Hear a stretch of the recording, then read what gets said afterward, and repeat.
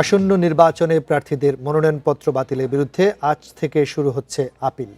এ নিয়ে আরও জানাতে রাজধানীর আগারগাঁওয়ের নির্বাচন ভবন থেকে যোগ দিচ্ছেন সহকর্মী সুলতানা জাহান মিতু। আমরা জানি আজকে থেকে যারা মনোনয়ন বাতিল হয়েছিল তারা আপিল করতে পারবেন ৯ জানুয়ারি পর্যন্ত। তো আপনি যেহেতু সেখানে রয়েছেন, প্রার্থীরা এসছেন কিনা বা তাদের মনোভাব কি দেখছেন?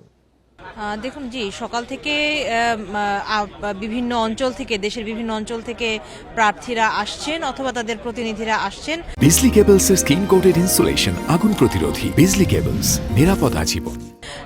অল্প অল্প করে তারা আসছেন এবং আপনাকে যদি আমি একটু দেখাই, এখানে 10টি বুথ করা হয়েছে, অর্থাৎ সারা দেশের 300 আসন নির্বাচন কমিশনের যে 10টি অঞ্চলে পড়েছে সেই অঞ্চল ভিত্তিক বুথ করেছে নির্বাচন কমিশন এবং সেই সংশ্লিষ্ট অঞ্চলের অধীনে যে আসনগুলো পড়বে এবং সেই আসনের প্রার্থীদের সেখানেই আবেদন জানাতে হবে, অর্থাৎ আপিল আবেদন জানাতে হবে। আপনি জানেন আপিল আবেদন 9 জানুয়ারি পর্যন্ত চলবে এবং এরপরে আপিল শুনানি বা নিষ্পত্তির কাজটি করা হবে। সেখানে প্রধান নির্বাচন কমিশনার সহ 4 নির্বাচন কমিশনার সশরীরে উপস্থিত হয়ে সে আপিল শুনানি করবেন। সেখানে যদি প্রার্থীরা আপিল শুনানিতেও তারা তাদের বৈধতাটা ফিরে না পান, সেক্ষেত্রে তাদের আদালতে যাওয়ার সুযোগ রয়েছে। সেটি আসলে তাদের পরবর্তী পদক্ষেপ এবং সবশেষ 20 জানুয়ারি প্রার্থিতা প্রত্যাহারের শেষ দিন এবং তারপর 21 জানুয়ারি থেকে প্রতীক বরাদ্দ হবে এবং নির্বাচনের আনুষ্ঠানিক প্রচারণা শুরু হয়ে যাবে। এই যে আপিলের যে আনুষ্ঠানিকতা বা আপিলের যে ব্যবস্থা, সেখানে শুধু নিজের প্রার্থিতা বাতিলের বিরুদ্ধে আপিল নয়, প্রার্থীরা অন্যের প্রার্থিতার বৈধতার বিরুদ্ধেও তারা আপিল করতে পারবেন। কেউ যদি মনে করেন যে তার অঞ্চলের কোনো প্রার্থীকে নির্বাচন কমিশন বৈধ বলে ঘোষণা করেছে, যেটাকে তিনি সঠিক মনে করছেন এবং তার কাছে যথোপযুক্ত প্রমাণ আছে, সেই সকল নথি নিয়ে তিনি কিন্তু তার বিরুদ্ধে আপিল দায়ের করতে পারবেন।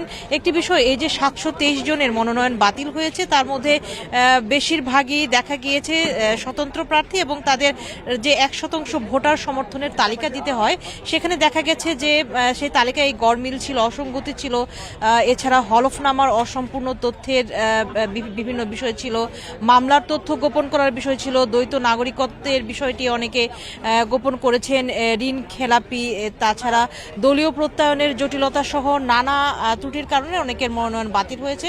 এই যে 7 শতাধিকের বেশি প্রার্থী তারা 9 জানুয়ারি পর্যন্ত এখানে আপিল দায়ের করতে পারবেন এবং নির্বাচন ভবনে নির্বাচন কমিশনের এই জায়গায় আগারগাঁওয়ে কেন্দ্রীয়ভাবে সেই আপিল দায়েরের ব্যবস্থাপনাটি করা হয়েছে। প্রতিবার যেমন করা হয়, অর্থাৎ সারা দেশের রিটার্নিং কর্মকর্তার কার্যালয় নয়, কেন্দ্রীয়ভাবে সকল প্রার্থীকে এইখানে রাজধানীতে এসে তাদেরকে নির্বাচন ভবনের এই নির্ধারিত জায়গায় আপিল দায়ের করতে হবে এবং শুনানির বিষয়টাও ঠিক এমনই, শুনানিতেও তাদের হাজির হতে হবে নির্বাচন কমিশনের এই কেন্দ্রীয় কার্যালয়ে।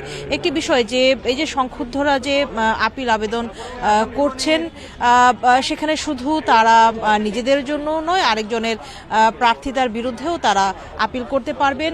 তবে একটি বিষয়, চূড়ান্ত প্রার্থীর সংখ্যা কিন্তু আসলে নির্ধারিত হবে 20 জানুয়ারির পরে, কেননা অনেকেই আছেন যারা বৈধভাবে প্রার্থী হয়েছেন দলের সমর্থনে বা নির্বাচন কমিশনের বিবেচনায়, কিন্তু শেষ মুহূর্তে নানা হিসেব নিকেশের কারণে অনেকেই প্রার্থিতা প্রত্যাহার করে নেন। সেই ক্ষেত্রে 20 জানুয়ারি পর্যন্ত তাদের জন্য একটি সময় আছে, সেই সময়ে তারা প্রার্থিতা প্রত্যাহার করে নিতে পারবেন। তারপরে কিন্তু আসলে চূড়ান্ত প্রার্থীর সংখ্যাটি জানা যাবে যে কত পরিমাণ বিভিন্ন রাজনৈতিক দলের কত পরিমাণ প্রার্থী ত্রয়োদশ জাতীয় সংসদ নির্বাচন অংশ নিচ্ছেন। এখানে 10টি অঞ্চলের জন্য 10টি বুথ যেমন করা হয়েছে, একই সাথে একটি কেন্দ্রীয় বুথও আছে যেখান থেকে সমন্বিতভাবে সকল তথ্য জানা যাবে এবং প্রতিদিন তো আসলে দিন শেষে তথ্য জানা যাবেই। সকাল 9টা থেকে শুরু হয়েছে এই কার্যক্রম, বিকেল 5টা পর্যন্ত চলবে। তবে 9 জানুয়ারি আপিল দায়েরের শেষ দিন, সেদিন আসলে জানা যাবে যে বাতিল হওয়া 723 জন প্রার্থীর মধ্যে কতজন প্রার্থী আপিল দায়ের করলেন। এখন পর্যন্ত এই ছিল সবশেষ। রাজধানীর আগারগাঁও নির্বাচন ভবন থেকে প্রার্থীদের আপিল আবেদনের সব তথ্য জানাচ্ছিলেন সুলতানা জাহান মিতু।